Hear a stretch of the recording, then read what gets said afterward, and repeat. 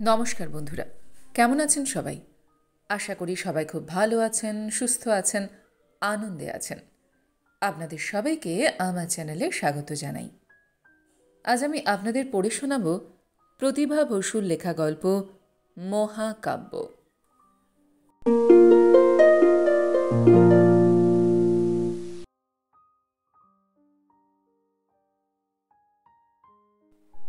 লতা যখন এখানে এসে পৌঁছল তার বয়স ছিল ১৬, এখন ২২। এই ৬ বছরে তার শরীর মন দুই নিজের থেকে কেমন করে বিচ্ছিন্ন রাখা যায় সে বিদ্যা সে অর্জন করেছে। তার বালিকা জীবন কেটেছে পূর্ব বাংলার এক অখ্যাত গ্রামে। কিশোরী হতে হতে চলে এসেছে ঢাকা শহরে। যৌবনে পদার্পণ করতে করতেই এক সর্বনাশা স্রোতের বেগ ভাসিয়ে এনেছে এখানে, এই বাড়িতে, যে বাড়ির প্রত্যেকটি মেয়েরই সর্বময়ী কর্ত্রী মানদা মাসি। লতা পূর্ব বাংলার লক্ষ লক্ষ হতভাগ্য উন্মূল মনুষ্যের আরেকটি হতভাগিনী হিন্দু কন্যা। বঙ্গভঙ্গের পরে যখন তারা পালাতে বাধ্য হয়েছিল, রওনা হয়েছিল সব একই সঙ্গেই। গ্রাম থেকে চলে আসা দাদু ঠাকুমা, ঢাকা শহরে বাস করা মা বাবা, ছোট ভাই, সবাই রাত্রির অন্ধকারে আরও অনেক মানুষের দলে মিশে জল জঙ্গল সাপ বাঘ কিছুরই কোনো পরোয়া না করে শুধু ছুটছিল। ছুটতে ছুটতে কে যে কোথায় হারিয়ে যাচ্ছিল, পড়ে থাকছিল, ডুব মারছিল, সাপে কাটছিল, কারুরই সেদিকে তাকাবার অবসর ছিল না। কেবল ছুটতে হবে, এই দেশ ছাড়তে হবে, তারপর আবার যেখানে নিরাপদ মাটি পাওয়া যায় সেখানে গিয়ে পা রেখে বুঝতে হবে তারা কতটা পরিশ্রান্ত, কে কাকে হারিয়েছে বা হারায়নি, কে কতটুকু সম্বল গুঁজে আনতে পেরেছে কোমরের গুঁজিতে, অথবা এক কাপড়ে বেরিয়ে পড়েছে। যখন ভোর হলো, রাতের অন্ধকার কাটল, তাদের অন্ধকারও কাটল। নিরাপদ মাটিতে এসে পা রেখে সব থমকে দাঁড়িয়ে দেখতে লাগলো কে আছে আর কে নেই। লতা দেখল বাবা আর ঠাকুমা হারিয়ে গেছেন। মা আর ছোট ভাইকে নিয়ে সে আছে। কয়েকদিন ঝড় জল রোদ মাথায় নিয়ে কোনো একটা স্টেশনের ধারেই পড়ে থাকতে হলো। তারপর মাঠের মধ্যে তাঁবু খাটিয়ে বাসস্থান নির্মাণ করে দিল কোনো সেবা সংঘ। যৎসামান্য হলেও আহার্য জুটল তাদের কাছ থেকে। শোনা গেল শীঘ্রই সরকার থেকে ভালো ব্যবস্থা করা হবে, কোথায় পাঠানো হবে। লতারা এর পূর্বে কোনোদিন কলকাতা আসেনি, কিন্তু জানে মায়ের এক কাকা কলকাতাতেই থাকেন। তাদের ঠিকানাও মায়ের জানা ছিল। সুতরাং শোক তাপ ভুলে তিনি কিভাবে কোন পথে কলকাতা যাওয়া যায় এরও তার কাছে সেই খবরটাই নিতে লাগলেন। একটি পরোপকারী ছেলে এসে যেচে বলল, কলকাতা যেতে চান? ইচ্ছে করলে আমার সঙ্গে যেতে পারেন, আমি কাল যাব। মা বললেন, আচ্ছা, বলতে পারো শিয়ালদা স্টেশন থেকে এই জায়গাটা কিভাবে যাওয়া যায়? ছেলেটি বলল, কেন পারবো না, আপনাদের আমি সেখানকার বাসে বসিয়ে দেব। বাড়ির নম্বর জানেন তো? ঠিক কোথায় তা জানেন তো? মাকে ইতস্তত করতে দেখে ছেলেটি বলল, ঠিক আছে, আবার ঠিকানাটা বলুন, আমি বুঝে নিয়ে আপনাকে বুঝিয়ে দেব। মা ঠিকানাটা বলতে ঠিকই সে বুঝিয়ে দিয়েছিল এবং তারাও ঠিক জায়গাতেই নেমেছিল। দুঃখ দৈন্য হতাশায় রিফিউজিদের বোধহয় একটা আলাদা চেহারা হয়ে যায়, যা দেখেই লোকে বুঝতে পারে তারা রিফিউজি। একটি লোক এগিয়ে এসে বলল, আপনারা কি পূর্ব বাংলার লোক? মা বললেন, আগে হ্যাঁ, সম্ভবত এই প্রথম কলকাতায় এলেন। হ্যাঁ। কোনো বাড়ি খুঁজছেন? হ্যাঁ বাবা, এই তার ঠিকানা। লোকটি বলল, আসুন, আমি দেখিয়ে দিচ্ছি বাড়িটা। সত্যি সে দেখিয়ে দিল। মা অনেক ধন্যবাদ দিলেন। লোকটি বলল, এ আবার একটা ধন্যবাদের বিষয় নাকি? আমি এই কাছাকাছিই থাকি, আশা করি আবার দেখা হবে। নমস্কার করে চলে গেল সে। কিন্তু বাড়িতে ঢুকতেই মায়ের কাকা কাকিমা যেরকম চমকে উঠলেন তা দেখেই তার আর মায়ের বুক হিম হয়ে গেল। নিরুত্তাপ গলায় কাকিমা বললেন, এ কি, তোমরা তোমরা কোথা থেকে এলে? মা কেঁদে ফেললেন, আর কোথা থেকে, দেখেই তো বোধহয় বুঝতে পেরেছ। কাকিমা বললেন, কলকাতার বাড়ি, দেখছো তো, দুখানা কামরা নিয়ে থাকা। এখানে কোথায় বা তোমরা থাকবে, কোথায় বা আমরা থাকব? মা আর পারলেন না, বসে পড়লেন সেখানে। 7 বছর বয়সে ছোট ভাইটা আর্তস্বরে বলে উঠল, মা, আমি আর থাকতে পারছি না, আমার ভীষণ খিদে পেয়েছে। শুধু লতাই শক্ত হয়ে দাঁড়িয়ে থেকে বলল, অন্তত 1 সপ্তাহের মতো জায়গার দিন থাকতে, তারপর চলে যাব। মায়ের কাকা কাকিমা এতক্ষণে লতার দিকে ভালো করে দেখলেন। সুষম সুন্দর স্বাস্থ্য, ফর্সা রং, না আঁচড়ানো মাথায় এক ডাস ঘন চুল, পরিপূর্ণ যৌবনে এক ঢাল লাবণ্যের বন্যা। কাকিমা সামান্য তাকিয়ে দেখে বললেন, কোথায় যাবে? যেখানে হয়, কোথাও কোনো বাড়ি, রান্না করা, বাসন ধোয়া, কাপড় কাচা। আশা করি আমাদের মায়ের ভাইকে নিয়ে তাতেই চলে যাবে। তোমরা ঝিয়ের কাজ করবে? উপায় কি? তুমি কিছু লেখাপড়া শিখেছ? আমি ক্লাস 10-এ পড়তাম, পরীক্ষা সামনে রেখেই পালাতে হয়েছে। কাকা বললেন, আয়, তোরা ঘরে আয়, হাত মুখ ধো, কিছু খা, তারপর দেখা যাক কি করা যায়। রাত্রে শুয়ে মেয়ের দিকে মুখ ফিরিয়ে মা বললেন, সত্যি কি আমরা শেষে বাড়ি বাড়ি ঝিয়ের কাজ করব? লতা বলল, দোষ কি, সেটাও তো একটা চাকরি। মা আর কথা বললেন না। মেয়েই আবার বলল, এই অসম্মানের আশ্রয়ের থেকেও কি সেটা খারাপ? মা নিঃশব্দে কাঁদতে লাগলেন। দিন দিনেক বাদে লতা রাস্তায় বেরুল। একটু ঘোরাফেরা করে আশপাশটা চিনতে চেষ্টা করল। বাঘ ফিরতেই দেখা হয়ে গেল সেই ভদ্রলোকটির সঙ্গে, যে তাদের বাড়িটা দেখিয়ে দিয়েছিল। ভদ্রলোকটি খুশি হয়ে এগিয়ে এসে বলল, ভালো আছেন? লতা বলল, আপনি ভালো আছেন? এই বাজারে আর ভালো থাকা। আচ্ছা শুনুন। বলুন। লতা ইতস্তত করে বলল, মানে বলছিলাম যে আমি তো এখানকার কিছুই চিনি না, সামান্য লেখাপড়া যদি বাচ্চাদের পড়ানোর জন্য 2-একটা টিউশনি পাই। টিউশনি? হ্যাঁ হ্যাঁ, নিশ্চয়ই। কতদূর পর্যন্ত আপনি পড়াশোনা করেছেন? ক্লাস 10। আমাদের টেস্টও হয়ে গিয়েছিল, আমি 3rd হয়েছিলাম। মনে মনে আশা করেছিলাম ফার্স্ট ডিভিশনে যাবই, কিন্তু তার মধ্যেই তো এই ঘটনা। সত্যি কি ঘটে! যাই হোক, মুহূর্তে 2টো বাচ্চাকে পড়াবার কাজ তো আমি দিতেই পারবো। অন্য একটা চাকরির খোঁজও আমার কাছে আছে, সেটাও চেষ্টা করলে হয়ে যেতে পারে। ইস, তাহলে আমার যে কি উপকার হয়। উপকারের কথা বলছেন? আপনাদের জন্য কিছু করা তো আমাদের কর্তব্য। সে কর্তব্য সে কর্তব্য আর আমরা করি কোথায়? সব মানুষই এখন যার যার ধান্দায় ব্যস্ত। তবে আমি কবে সেই টিউশনিটা পাব? অন্য কোনো কথায় আর মন দিতে পারছিল না লতা। লোকটি একটু চিন্তা করে বলল, আমি বরং আজ একটু জেনে নিই প্রকৃতই তারা চান কি না, আর সেই সঙ্গে মাইনের কথাটাও জেনে নেব। তাহলে কাল আমি কখন আপনার জন্য অপেক্ষা করব?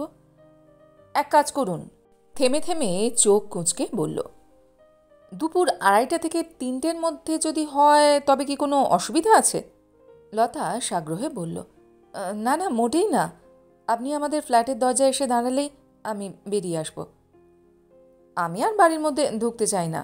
একটা ব্যবসা করি তো, ওই সময়টায় গাড়ি পাই টিফিনে বেরোনোর জন্য, আর সেই গাড়ি নিয়ে আর গলিতে ঢুকবো না। গলিটা পেরিয়ে যদি বড় রাস্তার মুখেটাতে এসে দাঁড়ান, আমি টুক করে তুলে নেব। আপনাকে সেখানে নামিয়ে আমি আবার চলে যাব আমার কাজে। কাল শনিবার ছুটি করে নেব। আপনি ততক্ষণে তাদের সঙ্গে কথাবার্তা বলতে বলতেই ফিরে এসে আপনার বাড়ি পৌঁছে দেব। তবে এ নিয়ে আজই বাড়িতে বলাবলি করবেন না। শেষে যদি না হয়, আমি ধরেই নিচ্ছি হবে, হলে আমি আপনার মায়ের সঙ্গে দেখা করে কিন্তু মিষ্টি খেয়ে আসবো। লতা হেসে বলল, নিশ্চয়ই। কলকাতার উত্তর প্রান্তে কোনো একটা অন্ধ গলিতে সামনে টানা একটা বারান্দাওয়ালা একতলা বাড়ি। উমাপতি সরখেল সেই গলিতে ঢুকে একেবারে ভেতরের উঠানে চলে এলো।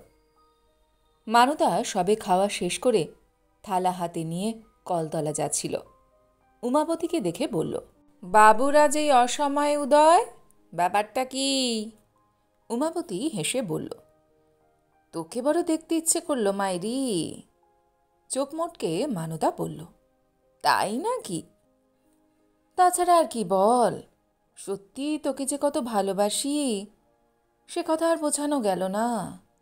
যাক, খোঁজখবরের ঝুটাও ভালো। এখন বলো দেখি চাঁদু, কি উদ্দেশ্যে আগমন? আমি কি কেবল উদ্দেশ্য নিয়েই চলাফেরা করি? যা যা, মুখ ধুয়ে আয়, কথা আছে।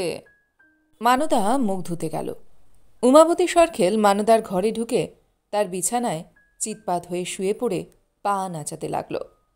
মানদা মুখ ধুয়ে বাসন ধুয়ে মেঝেতে বসে চৌকির তলা থেকে পানের ডাবর বার করে পান সাজতে সাজতে বলল, বলো, কি তোমার কথা?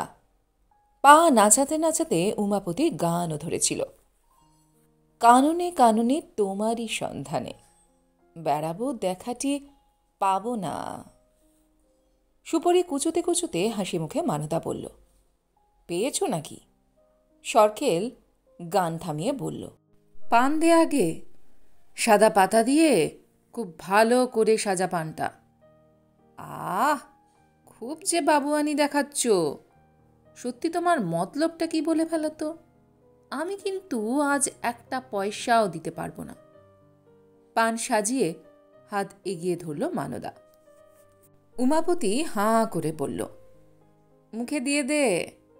মুখে দিতে গিয়ে একটু নিচু হতেই খানিকটা অসভ্যতা করে নিয়ে উমাপতি বলল, সত্যি মাইরি, তোর কাছে একটা যুবতীও খাপ খুলতে পারবে না। খোসামদ্দির কথা ছাড়ো, আসল কথাটা বলো। অবশ্য আমিও কম যাই না। তোকে কাছে দেখলে চোখ ছুঁয়ে বলছি, আমার যৌবনও যেন উতলে ওঠে। আয় না একবার, কাছে আয়। খ্যাঁখ্যা করে মানদা বলল, আমি কি তোমার বিয়ে করা স্ত্রী নাকি যে হুকুম করলেই কাছে যেতে হবে? উমাপতি হাসল, স্ত্রী নোস বলেই তো মাইরি তোর উপর এত টান। কি বলবে বলো, আমি এখন শোবো। দুপুরে না ঘুমোলে আমার শরীর খারাপ হয়। আমি কি বারণ করেছি? আমি তো সেই জন্যই ডাকছি। তুমিই তো সারা বিছানা জুড়ে শুয়ে আছো, আমি শোবো কোথায়? উমাপতি উঠে বসল। দেখ মানি, আজ 7 বছর তোর দালালি করছি, তুই বড় লোক হয়ে গেলি, আমি হতভাগা যে কে সেই পড়ে আছি। ঘ্যানর ঘ্যানর না করে কি বলতে এসেছো তাই বলো। তোর বোর্ডিংয়ে একটা ভালো ঘর ফাঁকা আছে তো? আমার বোর্ডিং? হাসতে হাসতে গড়িয়ে গেল মানদা। তারপর বলল, তাহলে তোমার বঁড়শিতে সেই সেরা পোনাটা উঠল কি না? তাই তো মনে হয়। আবার মনে হয় কেন বলছো? দুই চোখে বেড়ালের লোভ নিয়ে বড় বড় করে তাকিয়ে থাকলো মানদা। এই ব্যবসা মানদা তার মায়ের কাছ থেকে পেয়েছে। শুনেছে তার সুন্দরী দিদিমা আগে ভদ্রলোকের মেয়েই ছিল। বালিকা বয়সেই বিয়ে হয়, বালিকা বয়সেই বিধবা হয়। যুবতী হতে হতে আশেপাশের কোনো একটি ছেলের সঙ্গে ছাদে ছাদে প্রেম হয়েছিল। সেই ছেলেটির সঙ্গে গৃহত্যাগ করেছিল।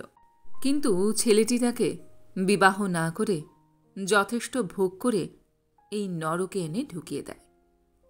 এই নরকেই মায়ের জন্ম, এই নরকেই তার জন্ম।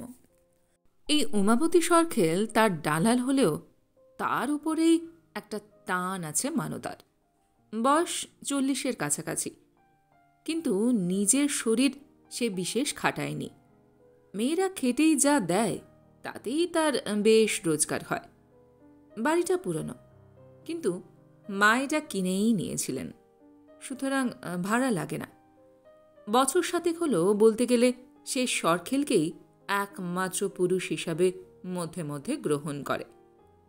উমাপতি বলল, তোর স্বপ্না মরে গিয়ে তোর যত শোক হয়েছিল, এবার বোধহয় সেই শোক সুদে আসলে সুখ হয়ে উঠে আসবে। সত্যি বলছ? নয়তো কি? হঠাৎ গলার স্বর বদলে মানদা বলল, জানো উমাপতি, এই ব্যবসাটা আমার আজকাল ভালো লাগে না। করে আসছি 3 পুরুষ ধরে, যেন সবই একটা অভ্যেসে করি। পিচ করে জানলা দিয়ে পানের পিক ফেলে উমাপতি বলল, তাহলে তোর কি ইচ্ছে করে? যে মেয়েগুলো আগাগোড়াতে পেশায় আছে তাদের কথা আলাদা, তারা মনে হয় ভালোই আছে, কিন্তু যাদের মিথ্যে বলে ধরে এনে এই অন্ধকূপে ঢুকিয়ে দিই, আর তারা নিরুপায় হয়ে কেঁদে বুক ভাসায়, মাঝে মাঝে তাদের জন্য আমার খুব কষ্ট হয়। লে বাবা, এ যে দেখছি 7 খোপ কবুতর খেয়ে বিড়াল বসেছে তপস্বী হয়ে। 35 বছর হতেই তো মাসি সেজেছিস, এখন আবার তাতেও সানাচ্ছে না। বুড়ি বেশ্যা হলো সতী, তুলসীতলায় দিয়ে বাতি। মানদা অন্যমনস্কভাবে বলল, তাহলে তোমার 7 কেজি পোনাটাকে তুমি কখন আনবে? আর কি দরকার আছে? কেন থাকবে না? যাক, নিশ্চিন্ত হলাম। দে, আর একটা পান দে, উঠি। এত তাড়া কিসের? তুই এখন শুবি, ঘুমোবি না? ঘুমোলে শরীর খারাপ হবে। কত 7-17 কথা শুনিয়ে দিলি, এরপর কি তোর মুড়োঝাটার বাড়ি খেয়ে বাড়ি যাব? আচ্ছা সরখেল, বল, তোমার স্ত্রী তো মরে গিয়ে বেঁচেছে, তোমার আর বিয়ে করতে ইচ্ছে করে না? কেন করবে? তোর কাছেই তো আমি সব পাই। কিন্তু আমি তো খারাপ মেয়ে, আমাকে নিয়ে তো আর ঘর সংসার করতে পারবে না। ঘর সংসার করে হবেটা কি শুনি? ঘর সংসার যদি করো আর আমাকে যদি ভালোবাসো, তবে কি আমাকে বিয়ে করতে পারো? আজ কি হয়েছে তোর বলতো? না, কিছু না, এবার এসো তুমি। উমাপতি সরখেল উঠল। মানদা ঘরের দরজা বন্ধ করল। কিন্তু বেলা আর বেশি নেই, মেয়েগুলোর তো এক্ষুনি সাজো সাজো রব শুরু হবে। মানদা থাকে একেবারে একটেরে একটা ঘরে, বেশ আলাদা। অন্য ঘরগুলো সব ব্যারাকের মতো খুব খুব কাটা। অবশ্য তার মধ্যেও আবার তফাৎ আছে কিছু। খানতিনে ঘর বিশিষ্ট লোকের জন্য আছে। সেসব ঘর যে মেয়েকে দেওয়া হয়, সেও অবশ্য বেশ বিশেষ বলে পরিচিত থাকে।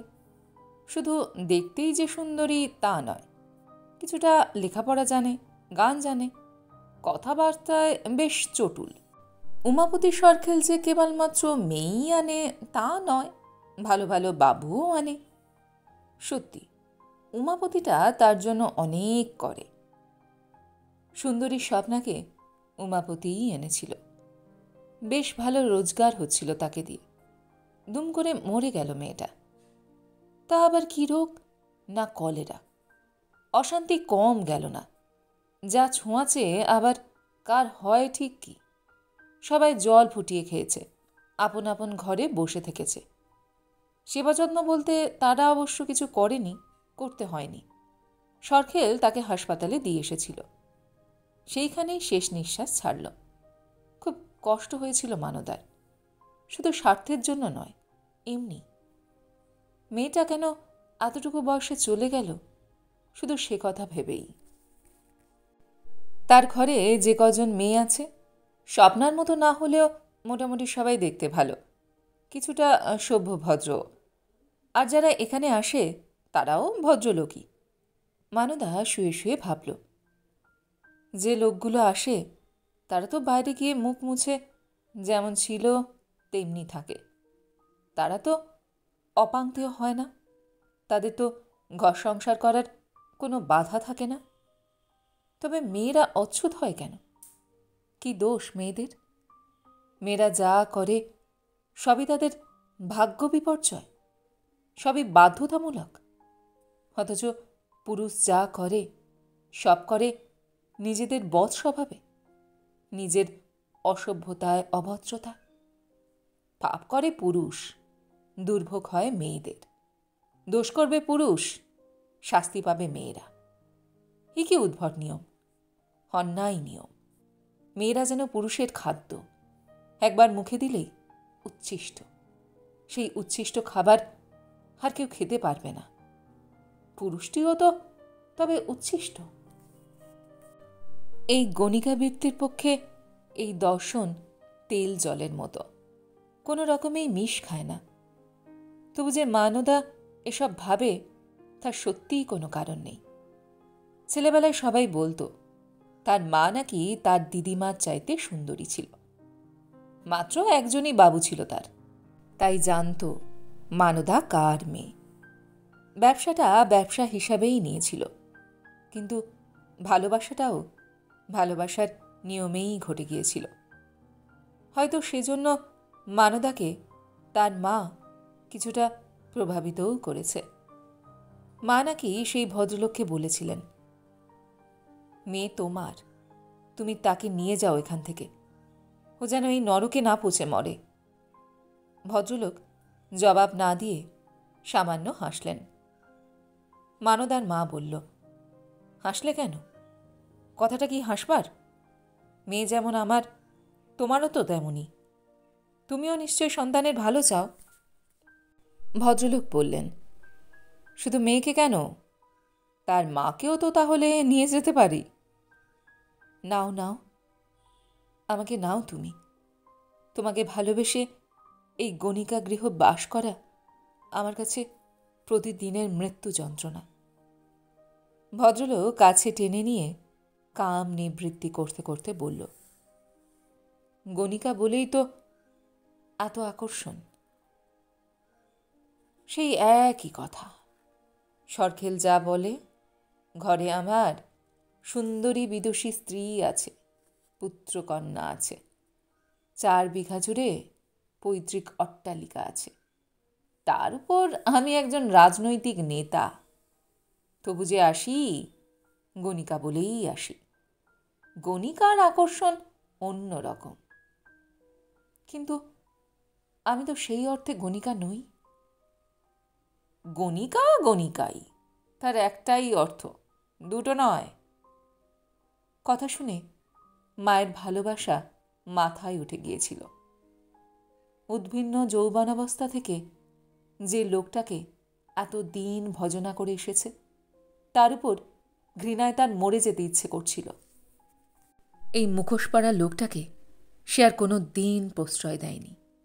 অনেক বেশি টাকার মোহেও নয়, তার দেওয়া গয়নাগুলো পর্যন্ত সে ফিরিয়ে দিয়েছিল। পা মুছে বিছানায় গা দিল মানদা, তন্দ্রাচ্ছন্ন হল। নির্দিষ্ট সময়ে বেরিয়ে এলো লতা। মনে মনে তার কোনো উদ্বেগ ছিল না, সন্দেহ ছিল না। কিন্তু যে মুহূর্তে সে অপেক্ষারত গাড়িটার কাছে গিয়ে দাঁড়াল, সঙ্গে সঙ্গে মনে হলো চেনে না জানে না এই লোকটার সঙ্গে সে যাচ্ছে কেন। লোকটার চেহারার মধ্যে কোথাও একটা ভদ্র ছাপ নেই। যদিও দেখতে খারাপ নয়, ব্যবহারও খারাপ নয়। কেমন একটা ভয়ে তৎক্ষণাৎ ফিরেই দাঁড়িয়েছিল। পারল না। উমাপতি সরকেল অভিজ্ঞ লোক, কোন মাছ কিভাবে ধরতে হয় জানে। সঙ্গে সঙ্গে এক ধাক্কায় গাড়িতে ঢুকিয়ে দিয়ে মুখের মধ্যে একটা রুমাল চেপে ধরল। কয়েক সেকেন্ডের মধ্যেই ঘুমিয়ে গেল লতা। গাড়ি ঊর্ধ্বশ্বাসে ছুটল উত্তর দিকে। কোথায় পড়ে রইল তার মা আর ভাই। যখন চৈতন্য ফিরে এলো, চারিদিকে বিহল দৃষ্টিতে তাকিয়ে ভাবল, আমি কোথায়? কিন্তু জবাব দেবার জন্য কেউ কাছে বসেছিল। সেই থেকে এই 6 বছর সে এখানেই আছে। এই অসহ্য জীবন আর অসহ্য দুঃখের মধ্যে শুধু এইটুকুই আলো, মানদা তাকে সুচক্ষে দেখে। মানুষটাও ভালো, মেয়ের মতোই ভালোবাসে। পালাবার অনেক চেষ্টা করেছিল প্রথম দিকে, কিন্তু একবার এখানে ঢুকলে যে আর বেরোনো যায় না, সেটা জানতে দেরি হয়নি। শরীর বিক্রি করার মধ্যেও যে কোনো ইচ্ছে অনিচ্ছের প্রশ্ন থাকে না, তা জানতেও দেরি হয়নি। সমর্পণই এই পেশার শেষ কথা। হ্যাঁ, এখন সে সমর্পিত, অভ্যস্ত। নিজের সঙ্গে নিজেরাই আপোষ হয়েছে। আর সব চাকরির মতো এটাকেও একটা চাকরির মতোই মেনে নিয়েছে। সেদিন বৃষ্টি নেমেছিল। সারা দিন টিপ টিপ চলছিল। রাত হতে হতে তার প্রচণ্ড জোর বেড়ে গেল। আর এরই মধ্যে চুপচুপে হয়ে টলতে টলতে একটি শার্ট প্যান্ট পরা চশমা চোখে সুশ্রী যুবক ঘরে এসে হাজির। টালুমালু দৃষ্টিতে লতার দিকে তাকিয়ে বলল, আমি শোবো। নিস্পৃহ গলায় লতা বলল, ওই তো বিছানা পাতা আছে, শুয়ে পড়ুন। ছেলেটি বলল, আমাকে ধরো, আমি দাঁড়াতে পারছি না। বুড়ো কুচকে লতা বলল, ওসব করেন কেন? যার জন্য নিজে চলতে পারেন না, এই বৃষ্টির মধ্যে এসেছেন কেন? ছেলেটি সেখানেই, সেই মাটিতেই প্রথমে বসে পড়ল। তারপর শুয়ে পড়ে বলল, জল জল দাও, জল দাও। রাগ আর বিরক্তি ভুলে এবার একটু নজর করে তাকালো লতা। বুঝতে পারল ছেলেটা মদ খেয়ে টলেনি, অসুস্থ। অসুস্থ তো এখানে মরতে এলো কেন? কোণের কুঁজো থেকে জল গড়িয়ে বলল, এই যে জল নিন। শুয়ে শুয়েই হাঁ করল। লাল টকটকে চোখ মেলে তাকিয়ে অস্ফুটে বলল, মাকে ডেকে দাও। লতা বলল, এখানে কারোর মা থাকে না। কে থাকে? সেসব না জেনে এসেছেন নাকি? তবে দিদিকে ডাকো। দিদিও এখানে থাকে না। তবে কে থাকে? দেখতেই তো পাচ্ছেন কে আছে। ও, চোখ বুজে ফেলল। লতা কপালে হাত দিয়ে দেখল আগুনের মতন গরম। এই মানুষকে খাটে টেনে তোলা সহজ নয়, তার চেয়ে বেশি কঠিন ধাক্কা মেরে বার করে দেওয়া। হাজার হোক অসুস্থ তো বটে, আর সেও এখনো পর্যন্ত এতটা পাষাণ হয়ে যেতে পারেনি। কিছুক্ষণ কিং কর্তব্যবিমূঢ় হয়ে দাঁড়িয়ে থেকে মেঝেই একটা বিছানা পেতে কোনো রকমে টেনে নিয়ে বিছানায় তুলল। ছেলেটা জ্বরের ঘোরে ছটফট করছিল। লতা একটা শাড়ি ছিঁড়ে নিয়ে মাথায় জলপট্টি দিল। তারপর বসে রইল চুপচাপ। হঠাৎ খেয়াল হলো, জামাটা তো চুপচুপে ভেজা। এত ভেজা জামা পরে থাকলে তো শেষে নিউমোনিয়া হবে। শার্টের বোতামগুলো খুলে অতি সন্তর্পণে ছাড়িয়ে দিল শার্টটা। পকেটে দুমড়ানো অনেকগুলো টাকা আর কিছু খুচরো পয়সা। প্যান্টটা অত ভেজা নয়, আর ভিজলেও নাইলনের প্যান্ট, জল নিজেই ঝরে যাবে। গায়ের উপর একটা বেড কভার ছড়িয়ে দিল। ছেলেটা মনে হয় আরাম পেল। সম্ভবত শীত করছিল। বলল, আহ। তারপর তার কোলের উপর একটা হাত ছড়িয়ে দিয়ে জড়িয়ে জড়িয়ে বলল, তুমি খুব ভালো। লতা বুঝল প্রলাপ বকছে, কিন্তু এই ভীষণ জ্বর নিয়ে এই রকম ঝমঝমে বৃষ্টির মধ্যে ও এখানে এলো কি করে? কেন এলো? এত টাকাই বা ওর পকেটে কেন? কি আর করবে, বসে রইল মাথার কাছে। ভোরের দিকে জ্বরটা অনেক নেমে গেল। কিছুটা নিশ্চিন্ত হয়ে মুখ ধুতে গেল লতা। ফিরে এসে দেখল খালি গায়ে বসে আছে ছেলেটা, ইতিউতি তাকাচ্ছে। তাকে দেখে অবাক হয়ে বলল, তুমি কে? লতা বলল, সারা রাত যাকে জ্বালিয়েছেন। কিন্তু এটা তো আমার বাড়ি নয়। নয় তো? তবে তবে কি? সেটা তো আপনার জানার কথা, আমি কি করে বলবো? এটা কার বাড়ি? এই ঘরটা আমার, কিন্তু বাড়িটা অনেকের। তাহলে আমি যাই। কোথায়? যেখানে আমার বাড়ি। আপনার বাড়ি কোথায়? তাই তো, ঠিকানা কি? ভুলে গেছি। এখানে এলেন কেমন করে? জানি না। আপনার নাম কি? সীমন্ত। ও, নামটা ঠিক মনে রেখেছেন। সীমন্ত কি? সীমন্ত চৌধুরী। বাড়ি কোথায় বলতে পারছেন না, বাবার নাম বলতে পারছেন না, ঠিকানা বলতে পারছেন না। তবে যাবেন কেমন করে? তাই তো, কেবল তাই তো করছেন। এখন থাকবেন কোথায়? তবে যাই। জামা গায়ে দেবেন না? ও ও, জামাটা কোথায়? তাও মনে নেই। সীমন্ত নিজের শরীরটা নিজেই তাকিয়ে দেখল। জামাটা তাহলে দিন। জামাটা আমার কাছে আছে, আপনি জানলেন কি করে সে কথা? কেন জানবো না? আপনি তো সারা রাত বসেছিলেন আমার কাছে। বাহ, এই তো দেখছি কথা ফুটেছে। আর কিছু মনে পড়ছে না? হঠাৎ ছেলেটা শুরু করে গেয়ে উঠল, প্রভাত আলোর ধারায় আমার নয়ন ভেসেছে, এই তোমারই প্রেমের বাণী প্রাণে এসেছে। লতা বলল, আবার গানও জানেন দেখছি।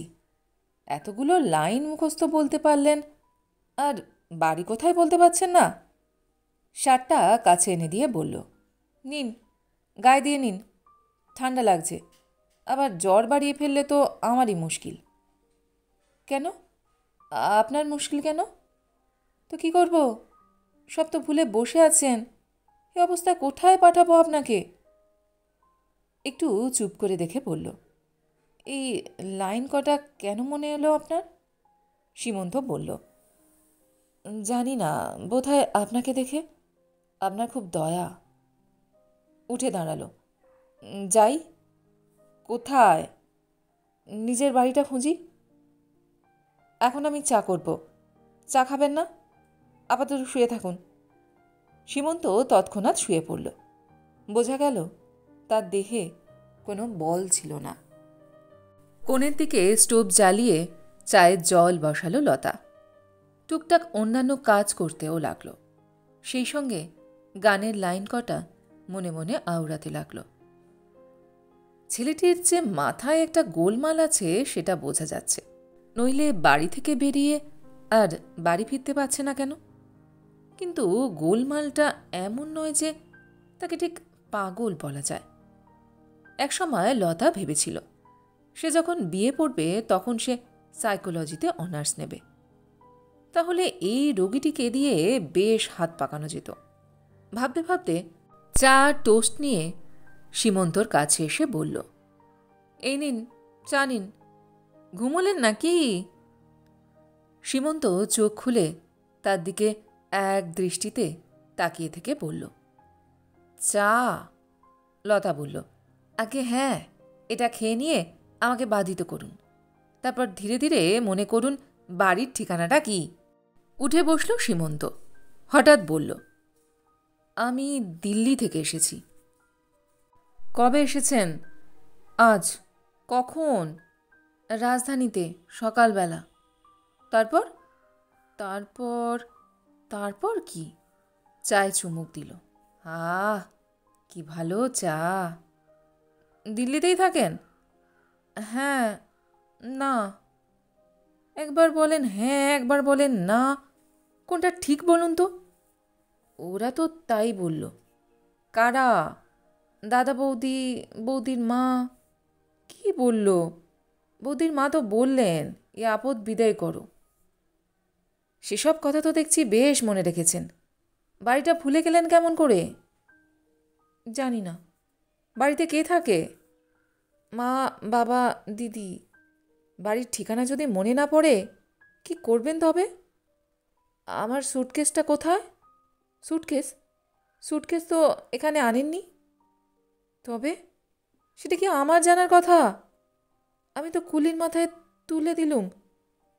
আপনি এত ভুলে যান, তবু আপনার দাদা বৌদি একা একা আপনাকে কী ভরসায় পাঠিয়ে দিলেন? সীমন্ত গভীরভাবে চিন্তা করতে লাগল, জবাব দিল না। খানিকক্ষণ পরে ঘুমিয়ে পড়ল। লতা ভেবে পেল না এই মানুষটাকে নিয়ে সে কি করবে। তার উপর অসুস্থ।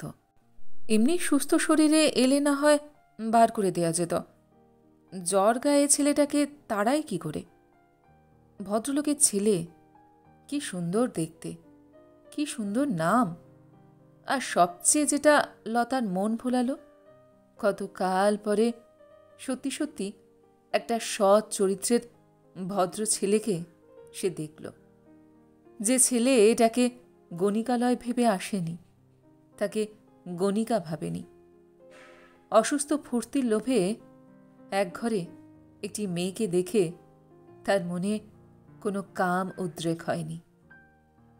সহসা নিজেকে লতার কেমন যেন ঝরঝরে লাগছিল। মনে হচ্ছিল আবার যেন সে একটা স্বাভাবিক জীবনের দরজা খুঁজে পেয়েছে। বিমলানন্দ চৌধুরী ব্যারিস্টার, সংসার ছোট, একটি ছেলে, একটি মেয়ে। ছেলে ইঞ্জিনিয়ার, মেয়ে অধ্যাপিকা। ছেলে তার কাজের জায়গা কানপুরে থাকে। দিল্লিতে কি কাজে গিয়েছিল, কিছুদিন থাকতে হবে বলেই গিয়েছিল। তারপর কলকাতা আসবে মা বাবার কাছে। লম্বা ছুটি পড়েছে একটা, এই পর্যন্তই তাঁরা জানেন।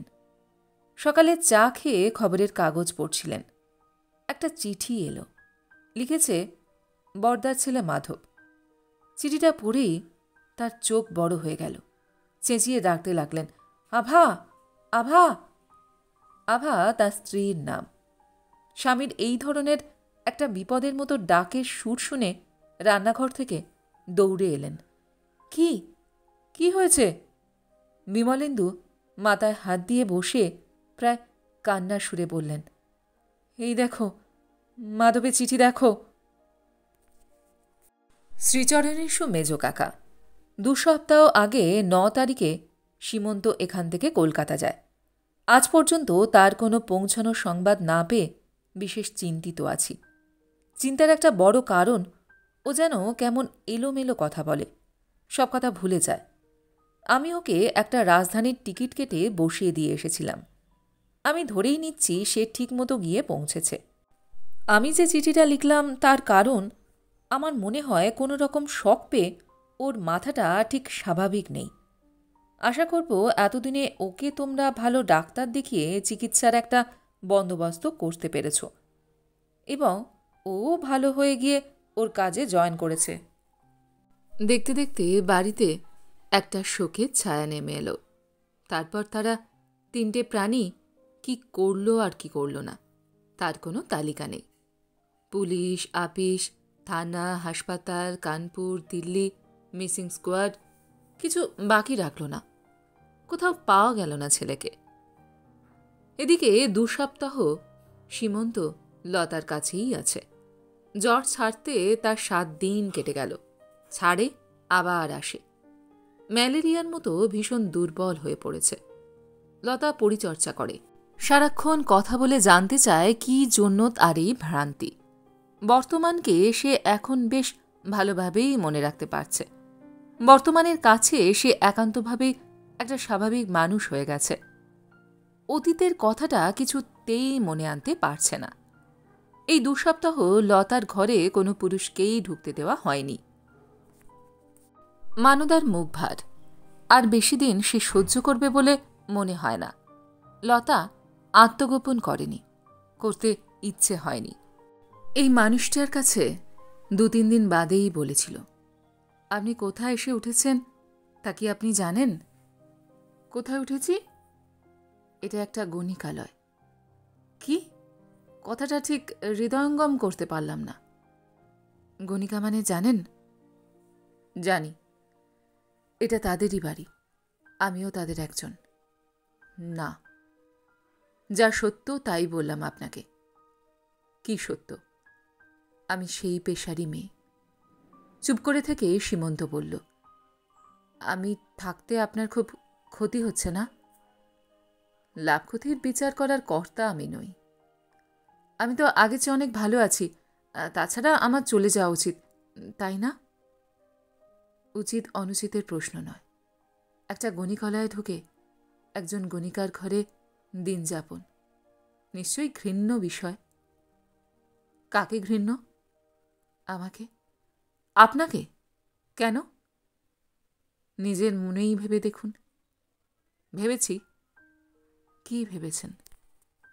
আপনি খুব ভালো। সজ্ঞানী কি কোনোদিন এ কথাটা বলতে পারবেন? কেন? আমি কি এখন অজ্ঞান? এখনো পর্যন্ত বাড়ির ঠিকানাটাই বলতে পারছেন না। পিতা, মাতা, দিদি সকলেরই নাম ভুলে গেছেন। জ্ঞানটা হলো কোথায়? ভুলে গেছি? না। কেন ভুললাম? সেজন্য কষ্ট হয় না? হয়, খুব হয়। তবে আপনার নাম লতা? কে বলল? আপনার ডায়েরিতে লেখা আছে। ডায়েরিটা আপনি পড়েছেন নাকি? খুব ইচ্ছে করছিল, কিন্তু আপনার অনুমতি না হলে তো পড়া যায় না। আমার কয়েকটা কথার জবাব দিন তো। বলুন, আপনি কি দিল্লিতেই থাকতেন? না। কোথা থেকে দিল্লি যাচ্ছিলেন? ওই যে যেখানে আমার বন্ধু। শিহরিত হল। বন্ধু কি? গাড়ি থেকে টানল না? কে টানল? লতা। এই প্রথম সীমন্ত তাকে নাম ধরে সম্বোধন করল। লতা তাকিয়ে থেকে বলল, কি? আমি যদি কোনোদিন বাড়ি ফিরতে না পারি, আমার কি হবে? সেটা তো আমারও ভাবনা। আমাকে রোজ খাটে শুতে দেন কেন? অসুবিধে হয়? হ্যাঁ। বিছানাটা কি শক্ত? না। তবে আপনার বাড়ি, আপনার ঘর, আর আমি রোজ খাটে শুই, আপনি মেঝেতে। আমি চলে যাব। কোথায়? যেখানে হয়। কিন্তু আমার খুব ভয় করে। কিসের ভয়? উফ, আমি চিন্তা করতে পারি না, আমি ভাবতে পারি না। কিন্তু আমি দেখেছি, নিজের চোখে দেখেছি। কি দেখেছেন? জানি না, জানি না। এখান থেকে চলে গেলে কখনো কি আমাকে মনে পড়বে আপনার? শুধু আপনাকেই মনে পড়বে।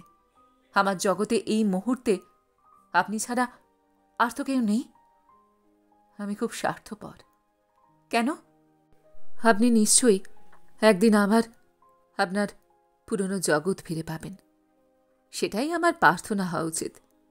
কিন্তু যখন ভাবি সেই জগৎ আর আমার জায়গা হবে না, তক্ষুনি মুখ নিচু করল। সীমন্ত হেসে বলল, জায়গা হোক আর নাই হোক, আপনার তো কোনো ক্ষতি নেই। কদিন জ্বালিয়ে গেলুম, এই যা। তাই কি মনে হয় আপনার? মনে তো মানুষের কত কথাই হয়, সব কথা কি বলা যায়? যায় না, না? না। আমি যদি গণিকা না হতাম, তবে বোধহয় বলা যেত। ওই কথাটা বারে বারে বলেন কেন বলুন তো? আমি দুঃখ পাই। পিছন ফিরে দাঁড়িয়ে লতা এটা ওটা করতে লাগল। চোখ ভরে জল এলো। কি একটা পরিচয় সে বহন করছে। কত লজ্জা, কত দুঃখ। ছি। সীমন্ত বলল, শুনুন, আমি একটা কথা ভেবেছি। বলুন। আমি আজই চলে যাব এখান থেকে। তারপর? আমার তো কোনো তারপর নেই। সবই গভীর অন্ধকারে আচ্ছন্ন। সেই গভীর অন্ধকারে আপনাকে আমি কেমন করে ছেড়ে দেব? আমার জন্য আপনার কষ্ট হয়? একজন সুস্থ সবল মানুষ কিভাবে তার অতীত ভুলে গেল, তাতে কষ্ট না হওয়ার মতো নির্মম বলে কি আমাকে মনে হয় আপনার? না না, ছি। আপনি আমার জন্য কত করেছেন, কত ক্ষতি করেছেন। ওহো, এইমাত্র মনে পড়ল, আমার প্যান্টের পকেটে একটা মানি ব্যাগ ছিল। আপনি কি দেখেছেন সেটা? না তো। আমার পাজামা পাঞ্জাবি কি দিয়ে কিনলেন? আমার কাছে টাকা ছিল। সীমন্ত প্যান্টটা এনে তার পকেটে হাত দিয়ে দেখল ব্যাগটা যথাস্থানেই আছে। অবাক হয়ে বলল, কি আশ্চর্য না? কেন? কিরকম মনে পড়ল?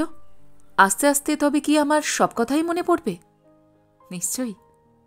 আমি তবে বেরিয়ে পড়ি আজই, এক্ষুনি। আপনি এই ব্যাগটা রেখে দিন। কেন? গচ্ছিত থাক। আমি জানি না কেন এত টাকা আমি এনেছিলাম, কিন্তু এনেছিলাম যে সেটা কেমন মনে পড়ে গেল। এভাবেই সব ফিরে আসবে মনে, কিন্তু ভুলবশত যে জীবন এখানে যাপন করে গেলেন, সেটাই শুধু একটা শূন্যের অঙ্কে পরিণত হবে। সুতরাং এই গচ্ছিত ধন আমি রাখব কেমন করে? আমি আপনাকে কোনোদিন ভুলব না। ভুলবেন, আমি জানি ভুলবেন। শুধু আমিই একটা ক্ষণিক আলো দেখে আবার সব অন্ধকার দেখব। আবার অন্ধকার, আরো আরো অন্ধকার। খুব আস্তে লতার পিঠে হাত দিয়ে সীমন্ত বলল, একটা কথা মনে রাখবেন, শরীরে কোনো ময়লা জমলে তা ধুলেই পরিষ্কার হয়ে যায়, কিন্তু মনের ময়লা ধোয়ার কোনো ওষুধ নেই। আপনি আমার কাছে আপনি, তার বাইরে কিছু নয়। আমাকে শান্ত মনে বিদায় দিন। এখানে এ বাড়িতে কেউ খবরের কাগজ পড়ে না, শুধু লতাই কাগজ রাখে একটা। কেন রাখে জানে না, হয়তো ছেলেবেলা থেকে পড়ছে বলেই রাখে। কিন্তু না, সে কোনো খবরের তাকায় না। সে খোঁজে, মাকে ভাইকে খোঁজে, কিন্তু খুঁজে সে তাদের কোথায় পাবে? জানে সেটা, তবু প্রথমে হারানো প্রাপ্তি নিরুদ্দেশের পৃষ্ঠাগুলোতেই সে আতিবাতি করে দেখে। কেন যেন মনে হয় একদিন না একদিন সেই পৃষ্ঠাগুলোতেই পেয়ে যাবে সব। কিন্তু আজ আর তার কিছুই মনে হচ্ছিল না, শুধু একটা বিচ্ছেদ বেদনায় আত্মহারা হয়ে পড়েছিল। রাস্তার দিকের দরজাটা খুলে সীমন্ত আবার ঘুরে তাকাল। লতা উল্টো দিকে মুখ ফিরিয়ে বসে আছে। সে বলল, আমি তবে যাই। লতা জবাব দিল না, ফিরেও তাকাল না। বারান্দা থেকে নেমে গেল সীমন্ত। কাগজওয়ালা তাকে দেখে কাগজটা তার হাতেই দিল। কাগজটা দিয়ে আসার জন্য যে আবার তাকে লতার কাছে যেতে হবে ভেবে খুব খুশি হল মনটা। খুশিতে অন্যমনস্ক হয়ে পড়ার দরুণই বোধহয় হাত থেকে পড়ে গেল কাগজটা। পৃষ্ঠাগুলো ছড়িয়ে গেল। নিচু হয়ে কুড়োতে গিয়েই বুকটা ধক করে উঠল। নিজের ছবিটা দেখে নিজেই তাজ্জব হয়ে গেল। ছবিটার তলায় লেখা সীমন্ত চৌধুরী, তার তলায় লেখা ব্যারিস্টার বিমলানন্দ চৌধুরীর একমাত্র পুত্র, ইঞ্জিনিয়ার। কানপুরে আছে 9 মাস যাবৎ। কোনো কর্মোপলক্ষে দিল্লি গিয়েছিল। মার্চ মাসের 10 তারিখে রাজধানীতে কলকাতা এসে পৌঁছবার কথা, কিন্তু তদাবধি তার কোনো খবর নেই। দেখতে সুশ্রী, বয়স 26, স্বাস্থ্য ভালো, রং উজ্জ্বল শ্যাম, ভুরুর ওপরে একটা কাটা দাগ আছে। যদি কোনো দয়ালু ব্যক্তি তাকে দেখতে পেয়ে সন্ধান দেন কৃতজ্ঞ হব।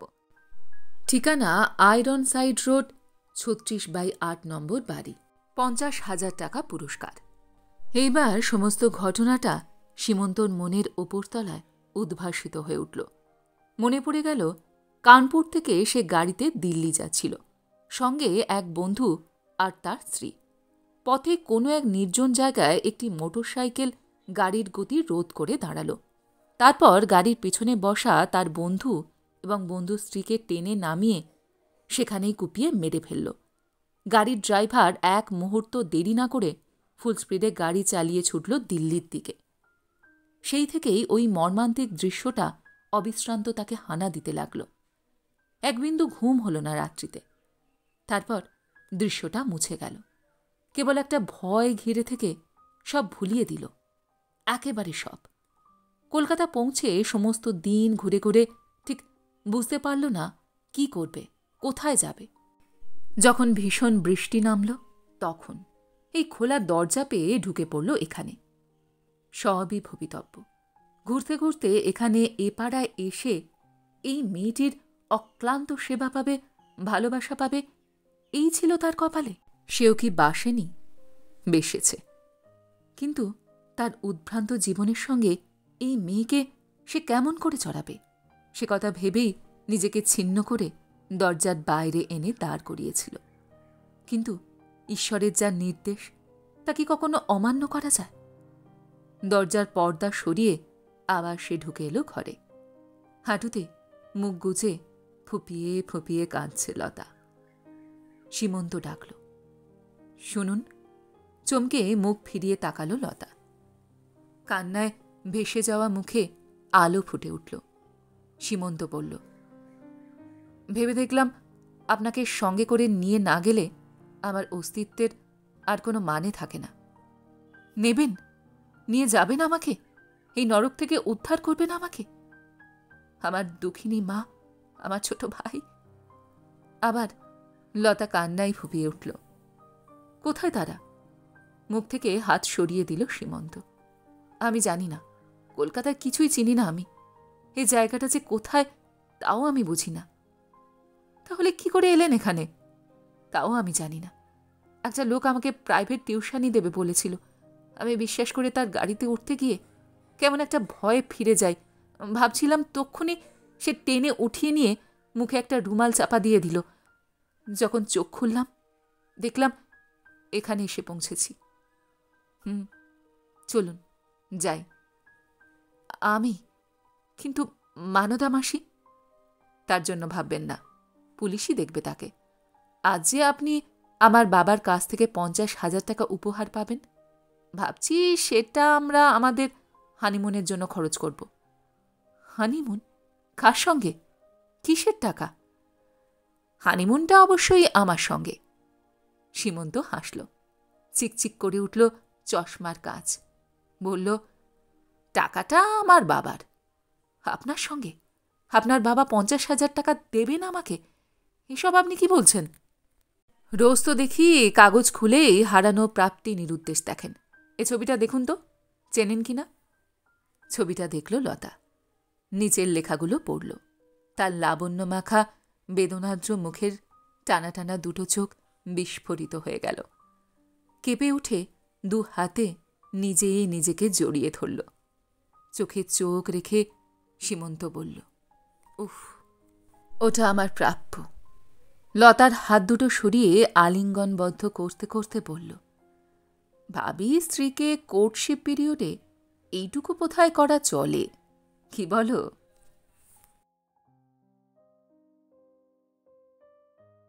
গল্পটি এইখানে সমাপ্ত হল। আপনারা এতক্ষণ শুনছিলেন প্রতিভা বসুর লেখা গল্প মহাকাব্য। গল্পটি আপনাদের কেমন লাগলো বা আমার গল্পপাঠ আপনাদের কেমন লাগলো কমেন্ট সেকশনে অবশ্যই লিখে জানান। যদি আমার গল্পপাঠ আপনাদের ভালো লেগে থাকে তাহলে আশা করব লাইক শেয়ার অবশ্যই করবেন। আর এই ধরনের সুন্দর সুন্দর কাহিনী আরও শুনবার জন্য আমার চ্যানেলটিকে সাবস্ক্রাইব করতে ভুলবেন না কিন্তু। তবে আজ এই পর্যন্ত। আমি খুব তাড়াতাড়ি আবার অন্য কোনো কাহিনী নিয়ে আপনাদের কাছে চলে আসছি। সবাই খুব ভালো থাকবেন, সুস্থ থাকবেন, আনন্দে থাকবেন। নমস্কার।